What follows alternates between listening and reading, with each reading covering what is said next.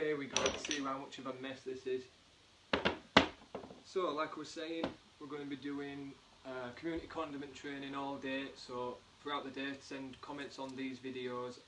You can send if you want to stay anonymous, you can put it into our email address, which is wheelchairrugbyleague@gmail.com. Otherwise, you can direct message me if you've got me on Facebook and whatnot. If you've got any dying questions, just let me know and we'll work through them together today.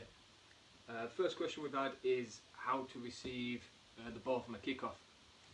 So first thing I'm going to put in is why it's important. So the first thing about the kickoff is we all know it's obvious why it's important. We want to receive the ball, build momentum and keep possession. And more often than not, the worst thing in a game is when kickoff and someone they keep the ball. It's a nightmare. So when we're going in a general setup, the aim is like the running game. Everyone usually sets up like on the four corners, and they do that like the 5 dice setup. That's what a lot of people do. It makes sense because you're equaling out the space on the pitch for everybody. Everyone's got their own little areas. But in an argument to that, what I'd say is not everyone on your team is going to have the same ability of catching or pushing or chasing. So bear in mind with all of these drills, well, all of these setups, that what you want is, you want to give the right amount of space to the right amount of ability. So if, for instance, Chive is our worst catcher, we might put him further back out of the way, and we'll just maybe move our positions a little bit closer to him, let there be a bit of cover there for him, or for instance we might want to put him short and then pull up the guys at the back a little bit closer, so if they do put the ball in, this guy's going to be able to cover the back and the front. So bear that in mind when you're doing these setups and things like that. For instance, one thing that Halifax use, we pretty much always set up with a high 3, and that's just where we take Rosemary and we pull him up in line with the top 3 here.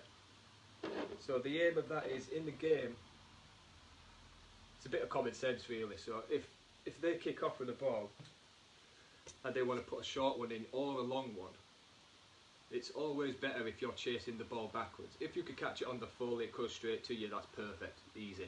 They're making it easy for you.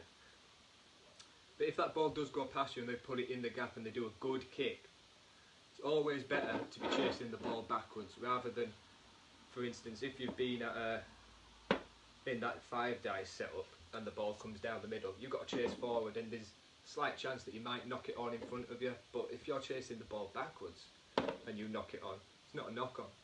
The ball's gone backwards, so you're safe. So bear that in mind. Why we do the 3 high setup is because we want to chase backwards onto the ball. Just limits how many handling errors we make from the kickoff. The third one I wanted to talk about is you might want to change up with different size courts. So the court dimensions for a general rugby league pitch is the 40-20. So 40 metres by 20 metres, and that's quite big, so that's why we would use that 3 high. But if you're playing on, say, a basketball pitch, which is a lot thinner, and you don't need 3 people to cover that top line, what you might want to do is play 3 back. And that way what you can do is you can pull in your top 2 and they can cover that short kick. But also if they do collect it, so there's some scenarios. If the ball gets kicked short on a small pitch, them 2 can both push to the ball and they're not obstructing players as they're coming, as long as they're going for the ball.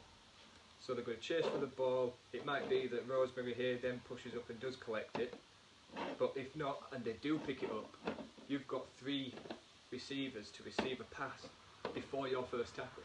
So what a lot of people will do from a kickoff, the ball goes up, they get it caught, and then they just reel it in nice and easy, nice and slow, and take their first tackle. Well, you just lost the tackle.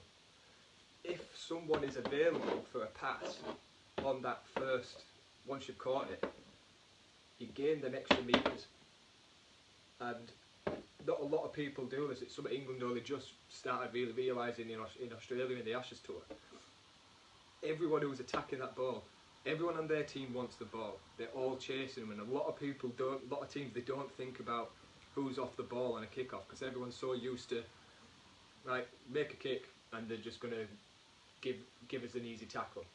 So if you can put a pass in on your receive and teach your guys at the back to start running a line off catching the ball, you're going to gain them extra easy yards, and it puts you on in a good place for building momentum for the full set.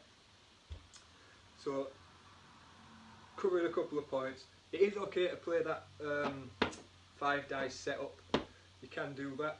There's nothing wrong with that. But what I'd say is just read the game and think about what is the team doing. Are they putting a lot of kicks in short, or are they putting a lot of high kicks in? Where is the ball getting placed? So there's no one set position for your kickoff that you want to be doing.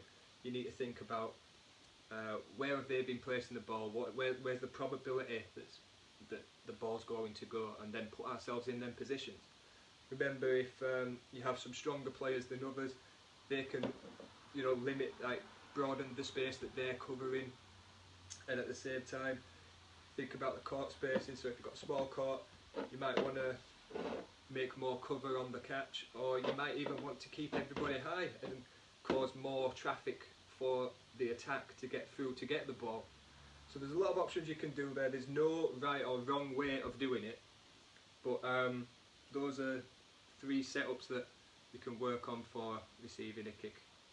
I'm pretty sure that's it, to be honest. I've exhausted my knowledge of kick receiving. If anyone wants to leave comments in the comments with your tips, if you know anything else about receiving the kick, or any more little golden nuggets that we could share out there to everybody, let everybody else know. If you have any more questions, more tips that you want to see, I'll be going live again with the next one. And yeah, let's keep me busy. Keep me busy. We'll see you guys in the next one. Where is that button? There you go.